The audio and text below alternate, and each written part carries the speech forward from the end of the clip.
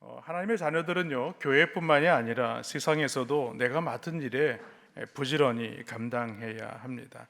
그래서 오늘 우리가 로마서 10장 말씀을 보았지만 그 다음 장인 로마서 12장 11절에 보면 이렇게 말씀해요. 부지런하여 게으르지 말고 열심을 품고 주를 섬기라. 그러니까 열심을 품고 주를 섬기라고 한 것은 우리가 주님을 향한 열심도 품어야 하지만 내게 주어진 일도 열심을 가져야 된다라는 말이죠. 이처럼 우리가 신앙생활에서 열심을 내는 일은요, 매우 매우 중요하고 복된 일입니다. 그런데 오늘 이 열심을 품고 주를 섬기라고 한 이 동기가 있습니다. 그것은 바로 그 동기의 내용이 무엇을 의미하냐면 올바르게 신앙생활을 하라는 데 있다는 거예요. 사도 바울이 그랬죠. 그가 예수님을 만나기 전에 어떤 자였는가? 빌립보서 3장 6절 말씀에 보면 열심으로는 교회를 박해하고 율법의 의로는 흠이 없는 자라라고 했습니다. 그러니까 나름 자신은 이 율법에 대해서 충분히 자신이 의롭다라고 여겼다는 거죠. 그리고 교회를 박해하는 것, 그리스도인들을 박해하는 것이 자신에게는 그것이 열심을 품어야 할 일이라고 생각을 했다는 거예요. 그러나 그러한 열심은요, 잘못된 열심이었습니다. 오히려 하나님을 기쁘시게 하는 것이 아니라 오히려 하나님을 대적하는 열심이 되고 말았습니다. 한 번은 그가 그리스도인들을 옥에 가두기 위해서 다메섹으로 올라가다가 그곳에서 예수님을 만나게 되죠. 그 부활하신 예수님을 만났을 때에 예수님이 그 바울에게 뭐라고 말씀하냐면 사도행전 9장 4절 하반절에 보니까 사울아 사울아 너가 어찌하여 나를 박해하느냐 이렇게 말씀하는 거예요. 알고 보니 예수님을 만나고 난 사도 바울은 하나님을 대적하는 데 열심이었구나라는 것을 깨닫고 이후로 예수 그리스도를 전하는 증인의 삶을 살게 됩니다. 그런데 오늘 이 바울뿐만이 아니라 오늘 이 본문이 주어지고 있는 유대인들도 마찬가지였어요. 그들도 메시아에 대한 잘못된 지식으로 말미암아서 메시아로 오신 예수님을 십자가에 못 박는 일을 저지르고 말았다는 겁니다. 그래서 사도 바울은 올바른 지식이 없는 그런 열심의 위험을 이렇게 설명하고 있는 거예요. 오늘 보면 로마서 10장 1절과 2절 말씀에 보니까 형제들아 내 마음에 원하는 바와 하나님께 구하는 바는 이스라엘을 위함이니 곧 그들로 구원을 받게 함이라. 내가 증언하노니 그들이 하나님께 열심히 있으나 올바른 지식을 따른 것이 아니니라 이렇게 말하죠. 사실 사도 바울은요 이방인의 사도로 쓰임 받은 사람이지만 그러나 그는 자신의 동족인 유대인들이 구원받기를 너무나 간절히 바란 사람입니다.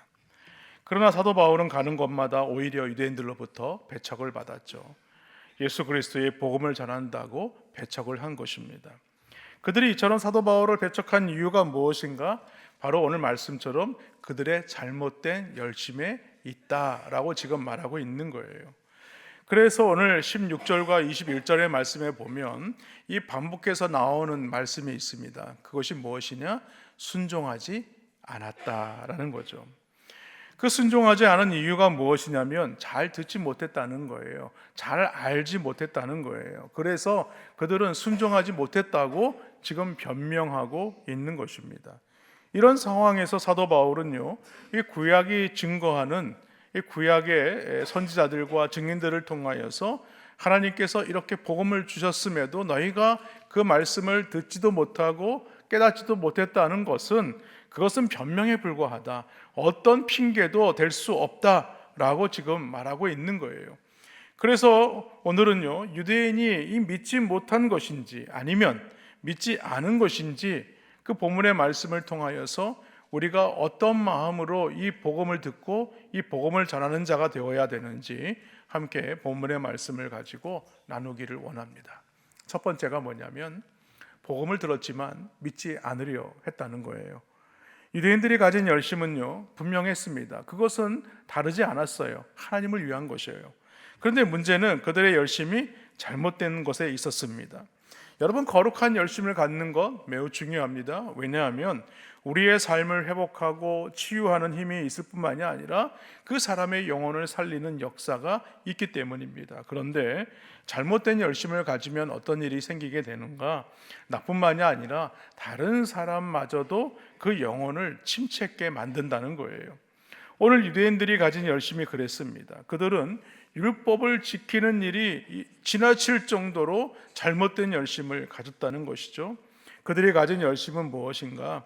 오죽하면 율법을 지키기 위한 세부 조항까지 만들어서 그것을 지키려고 무던히도 애를 썼다는 거예요. 그것을 성경에서는 이렇게 표현하죠. 장로의 유전이다.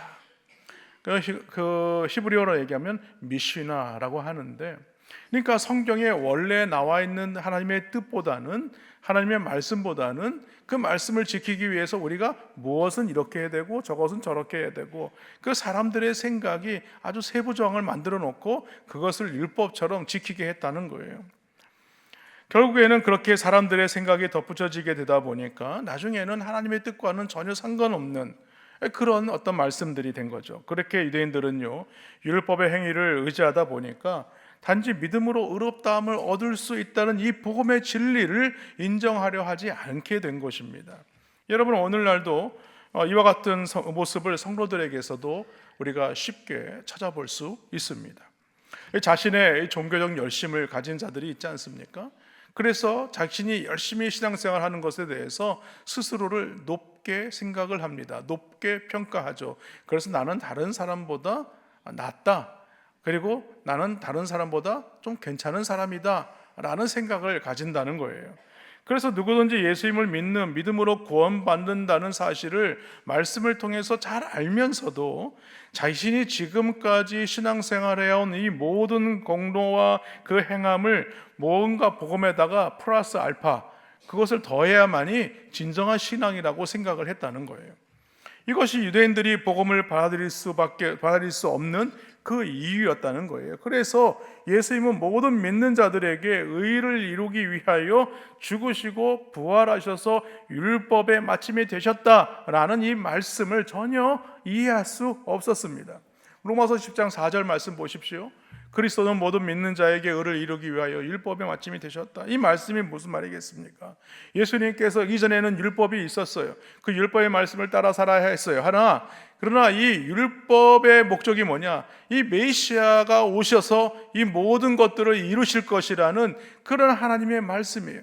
메시아 오기 전까지 이 말씀이 어떻게 이루어져야 될지를 말씀한 것이 이 율법의 내용들입니다. 그런데 그 율법의 예언대로, 하나님의 말씀의 예언대로 예수님께서 육신을 입으시고 메시아로 이 땅에 오셨어요. 그래서 율법의 마침이 되었다라고 지금 말하고 있는 거죠. 그러므로 율법은 더 이상 그 역할을 할 수가 없게 된 겁니다. 역할의 의미가 이제 없는 거예요.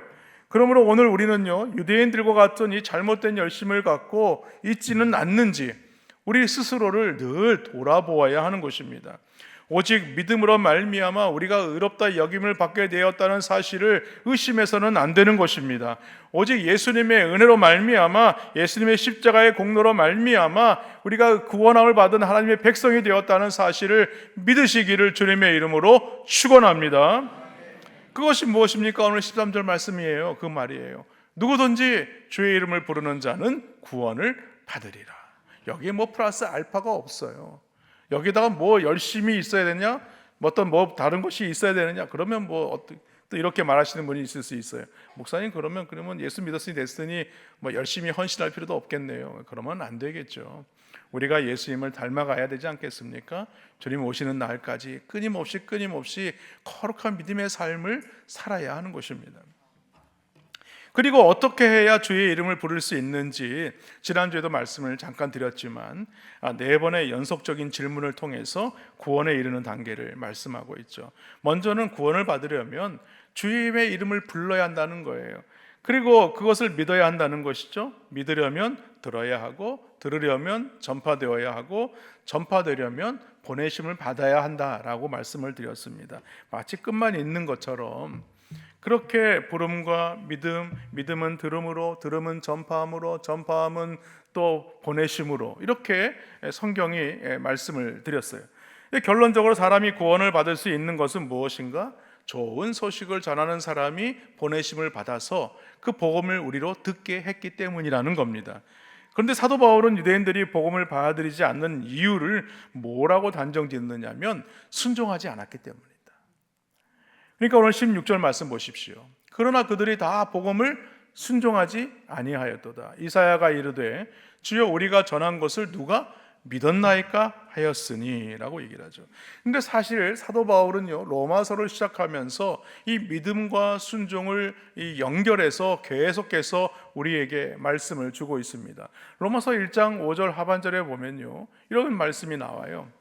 거기에 보면 그의 이름을 위하여 모든 이방인 중에서 믿어 순종하게 하나니라고 얘기를 하고 있습니다. 그러니까 오늘 복음이 사람들에게 들려지게 하기 위해서는 누군가가 말씀을 전파한 사람이 있었다는 거죠. 누군가에 의해 보내심을 받았다는 거예요. 이처럼 한 영혼이 구원을 받기 위해서는 누군가가 이 복음을 전해야 되는 그 자리를, 그 보내심을 순종했기 때문에 그 복음을 들을 수 있게 되었다는 것입니다. 우리들이 하나님을 믿게 된 것도 그렇지 않습니까? 누군가의 이 복음의 순종을 통해서 하나님의 복음을 전하게 하셨고 그 복음을 우리로 듣게 하셨기 때문에 예수 그리스도를 우리가 믿게 되었다는 사실입니다.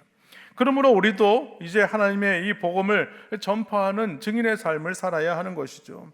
결국 믿음의 가장 기본은 어디서부터 시작되어야 되느냐? 바로 들음에서부터 시작된다는 사실입니다. 그런데 이 믿음은요, 말씀을 듣는 것에서 시작되어야 되는데 누군가가 이 말씀을 전하지 않으면, 이 복음을 전하지 않으면 그 복음을 어떻게 들을 수 있겠느냐는 거예요. 그러므로 우리는요, 이 복음을 들고 복음을 전하는 자리에 나아가야 하는 것입니다. 그래서 오늘 사도 바울은 우리가 이 복음에 대해서 순종하는 삶을 살아야 된다. 어떤 순종이냐? 복음을 우리로 하여금 듣게 하신 것처럼 이제 우리를 보내셔서 복음을 전하는 자의 삶을 살아야 한다는 것입니다.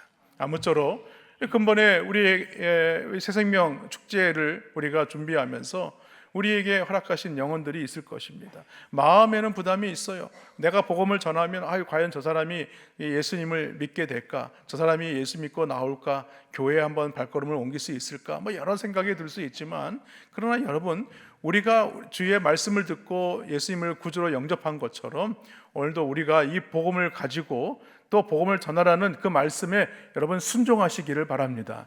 순종할 때에 하나님께서 오늘 복음을 듣는 많은 심령들로 하여금 그 마음의 문을 활짝 열고 예수 그리스도를 영접케 하실 줄로 믿습니다. 두 번째로요, 복음을 들었지만은 듣지 않으려 했다는 거예요. 오늘 17절 말씀에 보니까 그러므로 믿음은 들음에서 나며 들음은 그리스도의 말씀으로 말미암았느니라 라고 얘기하죠. 여러분, 구원에 이르게 하는 믿음은요, 어느 날 갑자기 짠 하고 그 예수님을 믿게 된 것이 아니라는 거예요. 그리스도의 말씀을 들었기 때문에 그 말씀을 듣고 예수님을 영접했다는 거예요. 로마서 10장 9절에 보면요, 이런 말씀이 나옵니다. 내가 만일 내 입으로 예수를 주로 시인하며 또 하나님께서 그를 죽은 자 가운데서 살리신 것을 내 마음에 믿으면 구원을 받으리라 라는 이 말씀이 나오죠. 이 복음이 들려질 때에 그에게 믿음이 들어가게 된다는 거예요. 여기에 보면요, 구원받는 두 가지 방법이 설명되고 있어요. 하나는 무엇이냐? 마음으로 믿는 것이고 또 하나는 뭐예요? 입으로 시인하는 거예요. 이 마음으로 믿는다는 것은 무엇입니까? 바로 예수님께서 나를 위하여 십자가의 대속의 죽음을 죽으셨을 뿐만 아니라 이 부활하셔서 우리 또한 함께 살리심을 얻게 되었다라는 사실을 우리가 믿는 것입니다. 또 입으로 시인하는 건 뭐예요? 예수님을 주님이라고 시인하는 거죠. 그것을 어디 앞에서 하는 겁니까? 공회 앞에서, 하나님과 교회 앞에서 그것을 고백하는 겁니다. 우리는 공중 앞에서 예수님을 구주로 고백하는 때가 있죠. 언제입니까? 여기 앉아 계신 분들은 대부분 다 하셨을 거예요. 바로 세례를 받을 때입니다. 세례를 받을 때에 이런 서약을 하지 않습니까? 제가 여러분들에게, 세례 받는 분들에게 이런 서약을 해요. 이번에도 세례를 받는 분에게 이런 서약을 할 겁니다. 여러분은 그리스도께서 하나님의 아들 되심과 죄인의 구주가 되신 줄을 믿으며 복음에 말한 바와 같이 구원하게 하실 이는 오직 예수뿐이신 줄 알고 그를 믿으며 그에게만 의지하기로 서약하십니까? 그렇죠. 아멘. 그러잖아요. 여기 다 아멘 하셨어요. 그렇죠. 안 한 것처럼 말씀하지 마시고 딱 이렇게 그냥 올려주셨는데, 그러면 우리가 아멘 그리고 또 예 이렇게 우리가 서약을 했습니다. 이렇게 공중 앞에서 예수님을 구세주로 믿고 입으로 시인하는 자에게 우리 하나님은요 구원을 받게 하신다는 사실을 믿으시기를 바랍니다. 그러므로 분명한 사실은요, 믿음은 무엇에서 난다? 들음에서 난다. 그런데 오늘 유대인들이 믿지 않은 것은요, 과연 그들이 듣지 못했기 때문이겠느냐? 아니라는 거예요. 그렇지 않다는 거예요. 오늘 18절 말씀 보십시오. 그러나 내가 말하노니 그들이 듣지 아니하였느냐? 그렇지 아니하니 그 소리가 온 땅에 퍼졌고 그 말씀이 땅끝까지 이르렀도다 했느니라.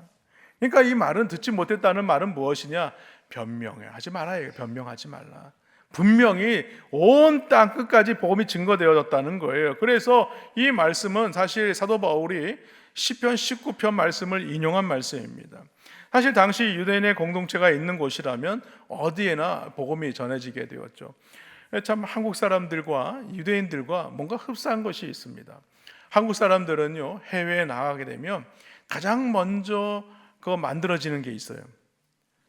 뭔지 아세요? 교회입니다. 교회에서 이게 공동체 생활을 하는 거예요. 처음에 외국에 나가면 언어가 잘 안 되잖아요. 그러면 그것을 어떻게 도움을 받냐면 교회 안에서 도움을 받아요. 근데 유대인들도요 그랬다는 거예요. 유대인들도요 해외에 나가거나 또 그때 예루살렘에 탄압이 있었을 때에 흩어진 이스라엘 백성들이 그 세계 여러 곳에서 흩어졌을 때에 가장 먼저 세운 게 뭐냐면 바로 회당입니다. 회당. 그러니까 회당에서 무엇을 하느냐? 하나님의 말씀을 선포하고 그 말씀을 강론하는 거예요. 그 말씀을 전할 때에 많은 사람들이 그 말씀을 들었다는 거죠.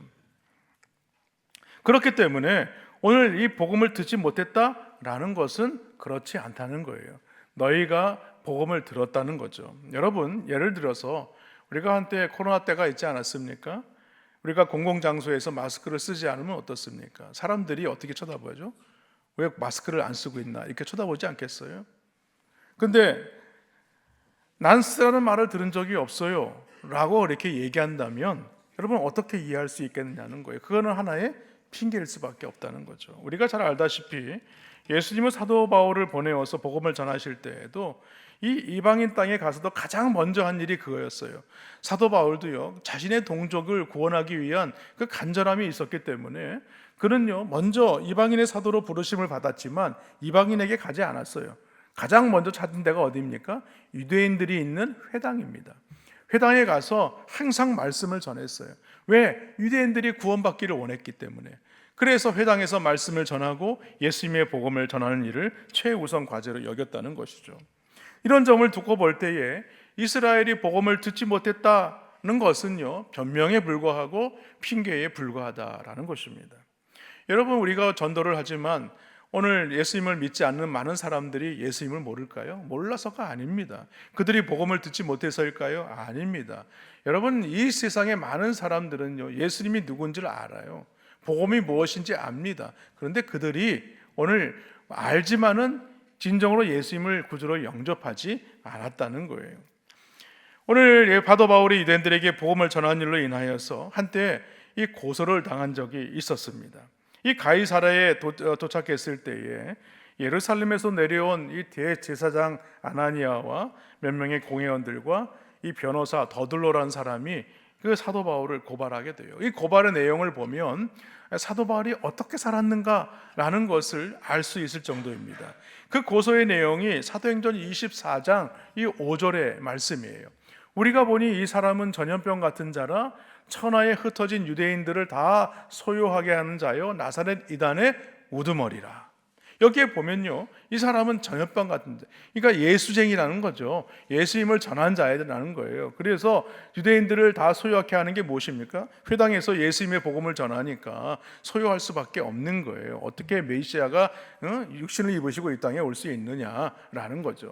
그래서 나사렛 이단의 우두머리다 이렇게 지금 명하고 있는 거죠.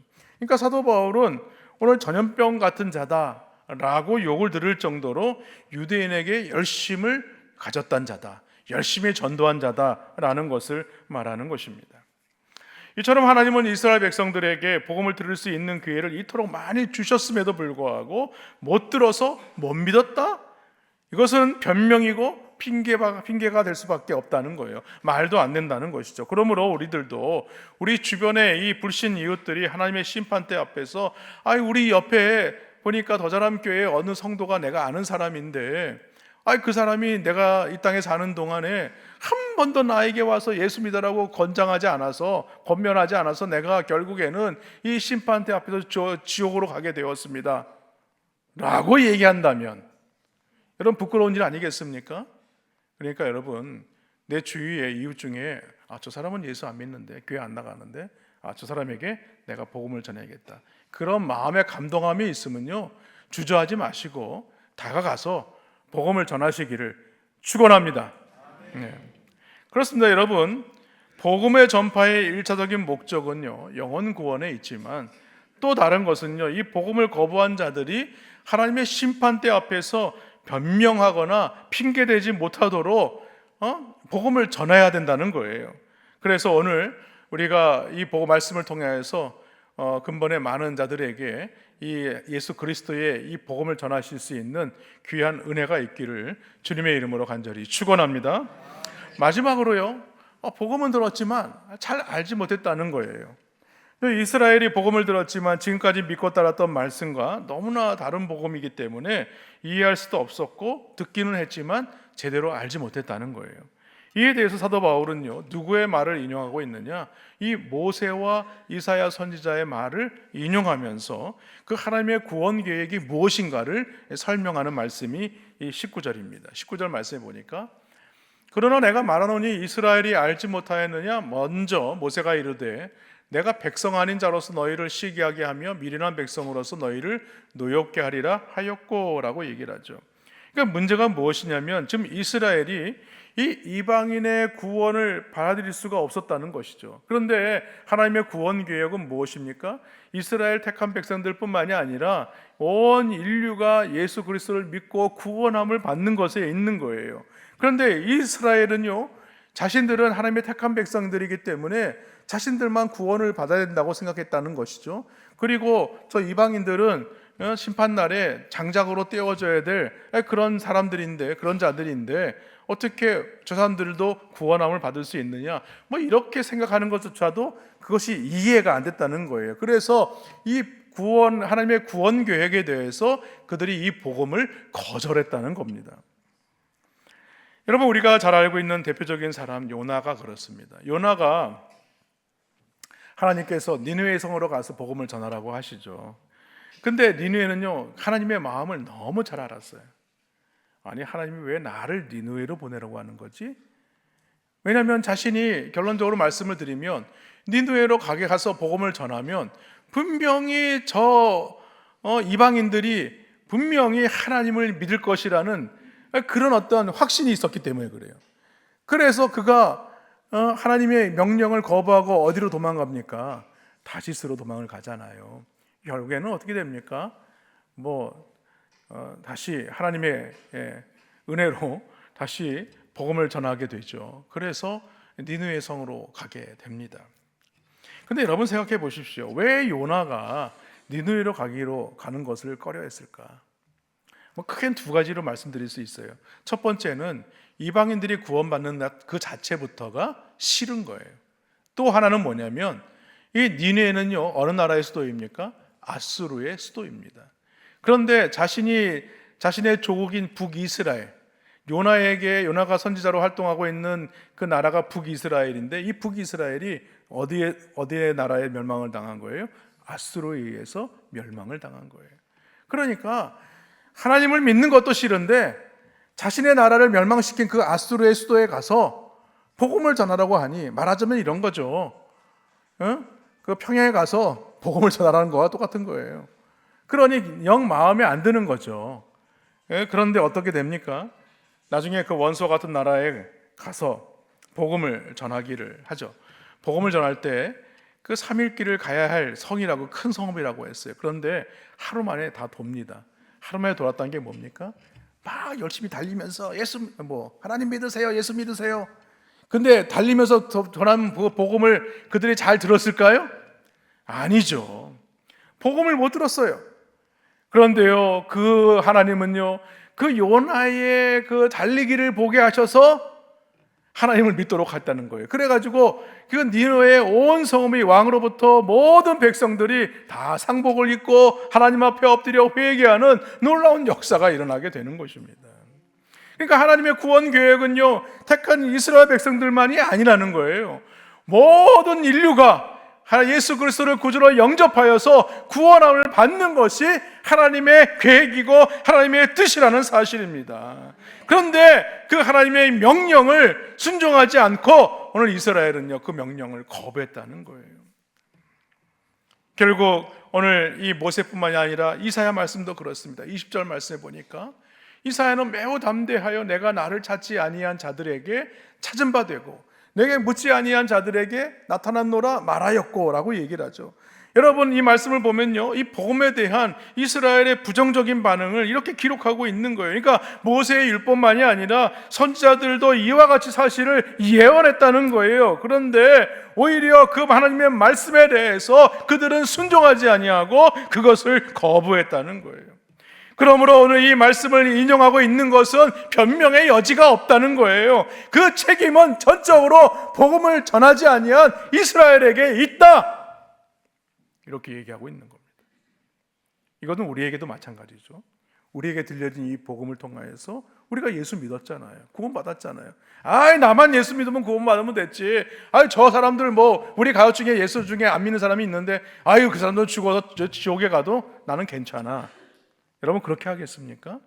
그렇다면요, 그것은요, 그 복음을 전하지 않은 사람의 책임이라는 거예요. 여러분, 마치 건물을 지을 때도 그렇습니다. 건물을 지을 때 중요한 것이 있죠. 바로 설계도입니다. 여러분, 설계대로 이렇게 건물을 지어야 나중에 그것이 준공이 허가가 나는 거예요. 그런데 설계도대로 하지 않고 내 마음대로 그 건물을 지으면 어떻게 됩니까? 나중에 준공검사 나왔을 때 이 건물 여기서 이렇게 건물을 허무세요. 다시 지어야 되는 거예요. 다시 지어야 되는 거예요. 이처럼 하나님은요, 유대인과 이방에 대한 계획을 가지고 계시고 그 계획에 따른 설계자를 이미 말씀해 주셨음에도 불구하고 오늘 이스라엘 백성들은 그렇게 하지 않았다는 거예요. 이스라엘은요, 하나님께서 계획하신 설계자가 마음에 안 들었어요. 그래서 설계도를 무시한 거예요. 우리만 구원받아도 되는데 왜 이방인들까지 구원을 받아야 되는가? 그런데요, 오늘 하나님은요, 그것으로서 오늘 말씀을 끝맺고 있지 않아요. 오늘 우리가 마지막 21절 말씀을 보았지만 이 21절 말씀, 우리가 개역 개정 성경을 가지고 있는데 이 말씀에는요, 기록되어 있지 않지만 헬라어 원본에 보면요, 그 앞에 접속사 그러나가 들어가 있습니다. 21절 말씀을 읽어보면 그러나 이스라엘에 대하여 이르되 순종하지 아니하고 거슬러 말하는 백성에게, 여기까지가 이제 그들의 모습이에요. 내가 종일 내 손을 벌렸노라 하였느니라. 비록 그들은요, 순종하지 않았고 또 거슬러 말하는 백성이었지만 그러나 나는 내가 종일, 하나님께서 내가 종일 손을 내밀고 이게 돌아오기만을 기다리고 있다는 거예요. 마치 여러분, 우리가 잘 알고 있는 탕자의 비유에서 탕자가 아버지 유산을 가지고 먼 나라 가서 흥청망청 다 쓰고 나서 돌아올 때까지 상구가 먼데 매일마다 동굴역까지 나가서 거기서 기다리고 있는 거예요. 오늘이 올까 내일이 올까 늘 기다리고 있는 그 아버지의 모습, 그 아버지의 모습을 보여주고 있는 것입니다. 누가복음 15장 20절 하반절 말씀 보십시오. 아직도 거리가 먼데 아버지가 그를 보고 측은히 여겨 달려가 목을 안고 입을 맞추니. 우리 하나님은 그러신 분이라는 거예요. 순종하지 않는 자들이고 거슬러 말하는 그런 백성이지만 그렇게 해서 내버려 두지 않는다는 거예요. 늘 기다리고 팔을 벌려서 돌아오기만을 바라는 그 아버지라는 거예요. 사랑하는 성도 여러분, 어쩌다 이방인인 우리가 이런 복을 받게 된 것인가 생각해 보면요, 우리가 성경 말씀에서 찾아볼 수 있어요. 우리가 잘 알고 있는 잔치 비유가 그렇지 않습니까? 어떤 사람이 큰 잔치를 베풀었어요. 그래서 많은 사람들을 초대했죠. 초대받은 사람들은 그런데 그 초대를 받았음에도 불구하고 아유, 나는 무엇을 사러 가야 됩니다. 나는 무엇을 해야 됩니다. 나는 이것이 지금 급한 일이라 이것을 처리해야 됩니다 하면서 그 잔치 초청에 참여하지 않았어요. 그래서 초대받지 못했던 다른 사람들이 오게 되죠. 어떤 자들입니까? 가난한 자들, 또 몸 불편한 자들, 맹인들이 이 잔치에 참여하게 되었다라는 비유의 말씀입니다. 여러분, 우리가 그런 자들이라는 거예요. 우리가 초대받지 못한 자들이었고 잔치에 합당치 않은 그런 자들이었지만 하나님의 잔치에 참여하게 된 것은 무엇인가? 하나님의 전적인 은혜라는 거예요. 우리가 그런 자들이에요. 우리가 은혜를 받았으면 그 은혜에 대해서 우리가 감격함이 있어야죠. 그냥 복음은 나로서 끝, 이건 아니라는 거예요. 말씀을 정리합니다. 하나님은 누군가의 수고를 통해서 말씀을 전파하시기를 원하세요. 하나님은 전도에 미련한 것으로 믿는 자를 구원하시기를 기뻐하신다고 했어요. 그러므로 오늘 우리는요, 이 복음을 전하는 일을요, 두려워해서는 안 되는 것입니다. 물론 많은 사람들에게 우리가 복음을 전해봐서 경험해봤기 때문에 알아요. 전도지를 주었을 때에 전도지를 받고서는 어떻게 합니까? 어떤 사람은 네 해놓고서는요, 그냥 나중에 안 볼 때 그냥 버리고 가는 사람이 있어요. 근데 그냥 버리고 가면 그냥 주워다가 다시 쓰면 되는데 그거를 그냥 이렇게 막 해가지고 그냥 구겨가지고 버리는 사람들이 있어요. 그리고 어떤 사람은 막 화를 내는 사람이 있어요. 왜 자기한테 막 전도하냐 이거죠. 잘 살고 있는데. 이거 모르는 거예요. 여러분, 복음을 거절하고 받아들이지 않는 사람들, 또 오늘 이스라엘 백성들이 그랬던 것처럼 그런 마음을 가진 사람들이 있을 겁니다. 그러나 여러분, 오늘 우리에게 이 복음이 전해질 수 있었던 것, 이 복음을 들을 수 있고 듣게 되고 우리가 예수 그리스도를 구주로 영접할 수 있었던 것은 오늘 이 복음에 순종해서 보내심을 받은 자들이 있었기 때문이라는 사실을 믿으시기를 바랍니다. 오늘 그런 자들이 있었기 때문에 우리가 구원을 받은 거예요. 그러면 우리도 이제 그 보내심을 받은 자가 되어야 하지 않겠습니까? 오늘 근본에 우리가 새생명 축제에 우리가 마냥 우리가 바라보는 것이 아니라 우리 가운데 믿지 않는 가족들이 있을 거예요. 또 친지들이 있을 거예요. 그들에게 여러분, 이곳에 우리가 초청을 하되 마냥 나오지 못하더라도 우리가 전화로서 권면하고 예수 믿고 구원 받으세요. 구원 받아야 됩니다. 천국 가셔야 되죠. 그렇게 우리가 권면해야 되는 거예요.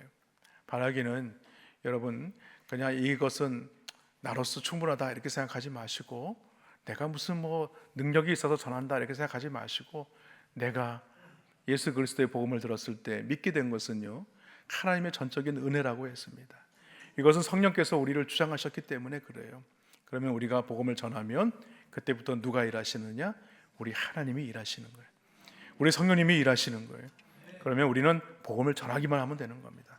바라기는 근본의 새생명 축제에 하나님의 말씀을 들고 담대하게 주의 복음을 선포하시는 증인이 되시기를 주님의 이름으로 간절히 축원합니다.